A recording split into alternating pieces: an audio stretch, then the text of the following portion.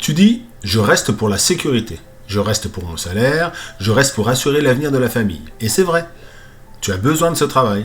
Tu as des charges, des responsabilités, un ou des enfants en études, des factures, un toit, mais regarde plus loin que les raisons que tu te donnes.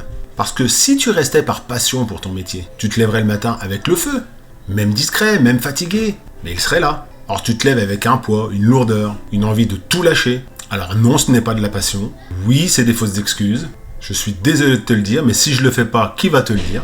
Donc je suis obligé de te dire qu'en fait, c'est de la peur, tout simplement. Peur de ne pas retrouver ailleurs, peur de ne plus être quelqu'un si tu quittes ce titre, ce bureau, cette routine, peur d'être jugé. Il a tout plaqué pourquoi? Peur de décevoir, peur de l'inconnu, peur de te retrouver face à toi-même, sans rôle à jouer.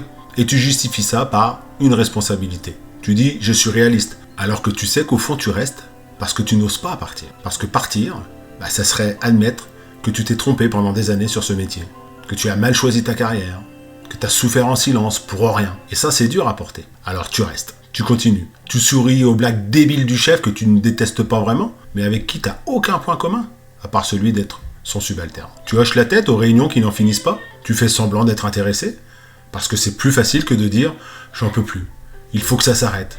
Mais rester par peur, ce n'est pas être responsable, c'est survivre. Et tu mérites plus que la survie. Tu mérites de vivre, même dans l'incertitude, même dans le doute, même dans le risque. Parce que la vraie responsabilité, ce n'est pas de tenir à tout prix. C'est de se demander, est-ce que je veux que mes dernières années de travail soient les plus longues de ma vie? Tu n'es pas obligé de tout quitter demain. Mais tu peux commencer à regarder ailleurs, à écouter ce que ton corps te dit depuis des années, à poser une question simple. Et si je me choisissais juste un petit peu. Parce que tu n'es pas fait pour endurer. Tu es fait pour exister, pour créer, pour sentir à nouveau ce feu. Même petit, même tremblant. Et un jour, tu pourras dire « Oui, j'ai eu peur, mais je n'ai pas laissé cette peur décider à ma place. » Si tu te reconnais dans ces mots, alors pour t'aider à y voir un petit peu plus clair, j'ai mis à ta disposition dans la description ou dans la bio un guide simple, clair, qui te permettra de te poser les bonnes questions et de réfléchir sur cette situation.